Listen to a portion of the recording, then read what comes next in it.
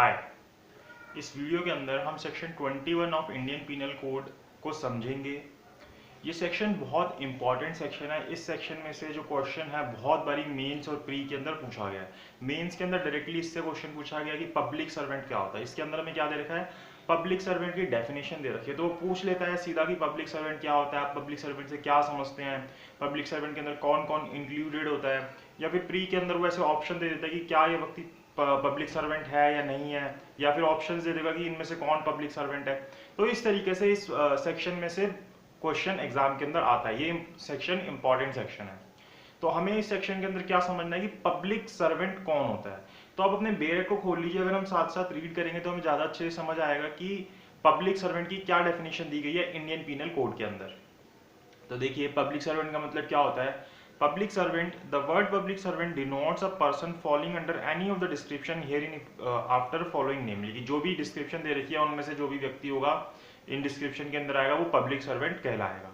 तो जो सबसे पहला है वो तो रिपील कर दिया था, उस अब वो इंक्लूडेड नहीं है। यहाँ पे सेकंड से स्टार्ट होता है। सेकंड बोला गया कि every commissioned officer in the military, की हर एक कमीशन ऑफिसर जो मिलिट्री के अंदर ऑफिसर है वो नेवल और एयर फोर्सेस, या मतलब मिलिट्री के अंदर हो गया, नेवल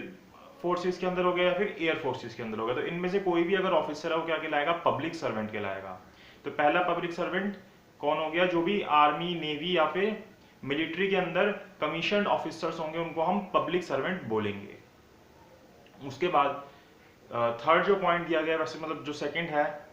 उसके बाद कौन आता है, एवरी जज including any person empowered by law to discharge whether by himself और as to member of any body of person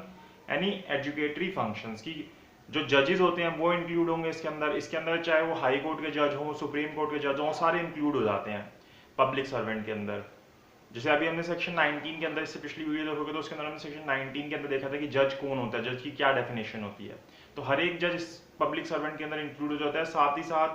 कोई भी व्यक्ति जिसको एम्पावर कर रखा है किस चीज से, कि वो डिस्चार्ज करे अपनी ये जो ड्यूटी उसको दी गई है किस चीज की, वेदर बाय हिमसेल्फ और as a member of any body of person, की या तो खुद इस ड्यूटी को डिस्चार्ज करे या फिर किसी बॉडी ऑफ पर्सन्स के अंदर जिनका मेंबर्स है उनके साथ मिलकर वो अपनी ड्यूटी को डिस्चार्ज करे। एनी एजुकेटरी फंक्शंस, जिसके अंदर उसको कौन से फंक्शंस मिले हुए हैं, एजुकेटरी फंक्शंस, मतलब कि डिसीजन देने के फंक्शंस उसको मिले हुए हैं, तो वो भी क्या कहलाएगा, पब्लिक सर्वेंट ही कहलाएगा। फिर फोर्थ बताया गया every officer of a court of justice, कि हर एक ऑफिसर जो भी कोर्ट ऑफ जस्टिस के अंदर काम कर रहा है। सेक्शन 20 के अंदर हमने कोर्ट ऑफ जस्टिस की डेफिनेशन देखी थी, तो उसके अंदर जो भी व्यक्ति काम कर रहा है वो क्या कहलाएगा, पब्लिक सर्वेंट कहलाएगा। इंक्लूडिंग लिक्विडेटर, रिसीवर और कमिश्नर, जिसके अंदर जैसे लिक्विडेटर अपॉइंट होता है या फिर कमिश्नर अपॉइंट होता है या फिर रिसीवर अपॉइंट होता है, तो वो सारे भी क्या कहलाएंगे, पब्लिक सर्वेंट ही कहलाएंगे। हुज ड्यूटी इट इज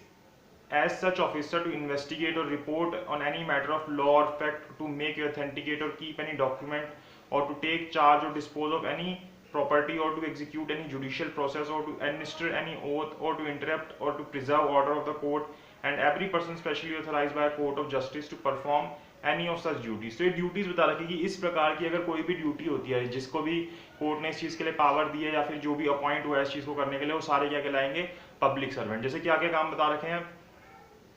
जैसे कि इन्वेस्टिगेट करना किसी चीज को,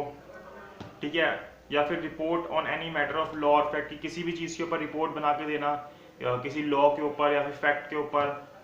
और टू मेक, ऑथेंटिकेट और कीप एनी डॉक्यूमेंट, की किसी डॉक्यूमेंट को बनाने का जो काम है उसके पास, या फिर उसको ऑथेंटिकेट करने का या फिर उसको रखने का। और टू टेक चार्ज और डिस्पोज ऑफ एनी प्रॉपर्टी, की किसी प्रॉपर्टी के चार्ज लेना या फिर उसको डिस्पोज करना। और to execute any judicial process, जो किसी भी जुडिशियल प्रोसेस को एग्जीक्यूट कर रहे हैं, मतलब पूरा कर रहे हैं, ठीक है। और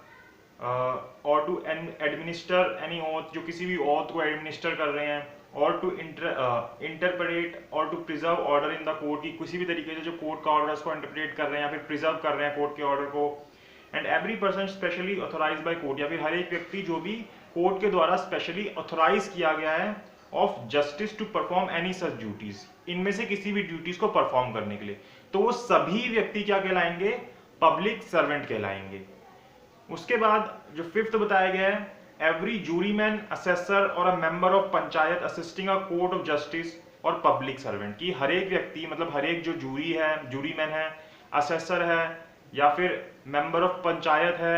जो क्या कर रहा है, assisting a court of justice, जो कोर्ट ऑफ जस्टिस को असिस्ट कर रहा है और पब्लिक सर्वेंट को असिस्ट कर रहा है, तो वो भी क्या कहलाएगा, पब्लिक सर्वेंट ही कहलाएगा। 6 बता रखा है कि हर एक आर्बिट्रेटर और अदर पर्सन की, हर एक तरीके का आर्बिट्रेटर या फिर कोई और व्यक्ति जिसको to whom any cause or matter has been referred for decision report by any court of justice, जिसके पास वो जो मैटर है डिसाइड करने के लिए किसके द्वारा भेजा गया है, किसी कोर्ट ऑफ जस्टिस के द्वारा भेजा गया है, और by any other public competent public authority, या फिर किसी भी कंपिटेंट पब्लिक अथॉरिटी के द्वारा उसके पास ये रेफर किया गया है कि आप इस चीज पे डिसीजन दो। कौन, आर्बिट्रेटर या फिर कोई भी व्यक्ति, तो वो क्या कहलाएगा, पब्लिक सर्वेंट कहलाएगा आईपीसी के हिसाब से। फिर 7 दिया गया है, every person who holds any office by virtue of which he is empowered to place और keep any person in confinement, की कोई भी व्यक्ति जो लॉ के हिसाब से जिसके पास ये पावर है कि वो किसी भी व्यक्ति को कन्फाइनमेंट के अंदर रख सकता है, कि every person who holds any office by virtue of which he is empowered to place और keep any person in confinement, तो वो व्यक्ति भी क्या कहलाएगा, पब्लिक सर्वेंट कहलाएगा। जैसे पुलिस के पास पावर होती है कि वो किसी को कन्फाइनमेंट के अंदर रख सकती है लॉ को एप्लीकेबल करने के लिए, तो इस तरीके से जिसके पास ये पावर है वो सारे भी क्या कहलाएंगे, पब्लिक सर्वेंट ही कहलाएंगे। फिर 8, every officer of the government whose duty it is as such officer to prevent offences, की हर एक ऑफिसर जो भी गवर्नमेंट का ऑफिसर है जिसकी क्या ड्यूटी है भाई, उस ऑफिसर की क्या ड्यूटी है, टू प्रिवेंट ऑफेंसेस, की वो क्या करे, जो ऑफेंसेस हो रहे हैं उनको रोके होने से, to bring offenders to justice, और जो ऑफेंडर्स है जिन्होंने क्राइम कमिट किया उनको जस्टिस के सामने लेके आए, और to protect the public health, या फिर जो पब्लिक हेल्थ है उसको बचाएं, मतलब कि जो कुछ भी पब्लिक में गलत हो रहा है एक तरीके से पब्लिक की हेल्थ को सेव करें, पब्लिक की सेफ्टी करें, और कन्वीनियंस या फिर पब्लिक की कन्वीनियंस के लिए काम करें, वो सारे क्या कहलाएंगे, जो भी ऐसे गवर्नमेंट के ऑफिसर्स होंगे वो पब्लिक सर्वेंट कहलाएंगे। फिर 9 बताया गया कि every officer whose duty it is as such officer to take, receive, keep और expend any property on behalf of the government, की कोई भी व्यक्ति जिसकी ड्यूटी है क्या करने की, कि गवर्नमेंट के बिहाफ पे किसी भी प्रॉपर्टी को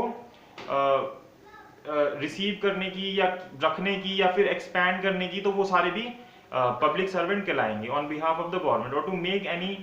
सर्वे, असेसमेंट और contract on behalf of the government, या फिर वो व्यक्ति जो गवर्नमेंट के बिहाफ पे कोई भी सर्वे कर रहे हैं प्रॉपर्टी के रिगार्डिंग, कोई भी कॉन्ट्रैक्ट कर रहे हैं, तो वो सारे भी पब्लिक सर्वेंट कहलाएंगे। और to execute any revenue process, या फिर जो भी गवर्नमेंट के बिहाफ पे कोई भी रिवेन्यू प्रोसेस को एग्जीक्यूट कर रहे हैं वो भी पब्लिक सर्वेंट कहलाएंगे।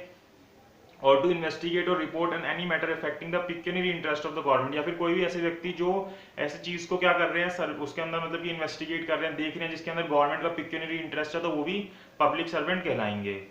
और authenticate to keep any document relating to the pecuniary interest, या फिर उनके पास ये पावर है कि वो गवर्नमेंट से रिलेटेड कोई भी जिसके अंदर गवर्नमेंट का पिक्यूनियरी इंटरेस्ट है उसके रिगार्डिंग कोई भी डॉक्यूमेंट अपने पास रखने की पावर रखते हैं, तो वो भी पब्लिक सर्वेंट कहलाएंगे, of the protection of the pecuniary interest of the government. फिर 10th बताया गया है, every officers whose duty it is as such officer to take, receive, keep और expend any property, to make any survey, assessment और to levy any rate of tax for any secular common purpose of any village, मतलब वही जिसके पास ये power है कि वो tax लगा सके किसी प्रॉपर्टी के ऊपर या वैसे, तो उसको भी हम पब्लिक सर्वेंट बोलेंगे, किसी भी विलेज के अंदर, टाउन के अंदर, डिस्ट्रिक्ट के अंदर। और टू मेक, ऑथेंटिकेट और keep document for the ascertaining of the rights of the people of any village, town और डिस्ट्रिक्ट, या फिर जिसके पास ये राइट है कि वो किसी भी विलेज, टाउन या डिस्ट्रिक्ट के अंदर जो लोगों के जिसके अंदर राइट्स बताए गए हैं उस प्रकार के जो डॉक्यूमेंट्स अपने पास रखने के राइट्स रखते हैं उनको भी हम पब्लिक सर्वेंट बोलेंगे।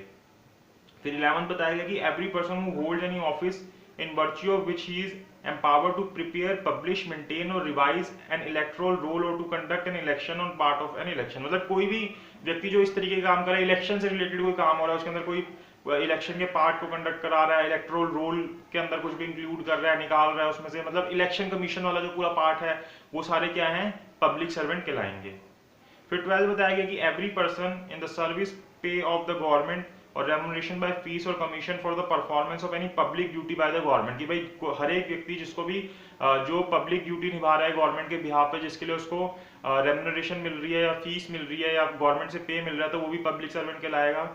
इन द सर्विस और pay of a local authority, a corporation established by under the central providential और स्टेट एक्ट और government company as defined in section 617 of companies act 1956, भाई कोई भी व्यक्ति जो किसी गवर्नमेंट कंपनी में काम कर रहा है, किसी भी लोकल अथॉरिटी का एम्प्लॉई है जो गवर्नमेंट की लोकल अथॉरिटी है, तो वो सारे भी पब्लिक सर्वेंट कहलाएंगे।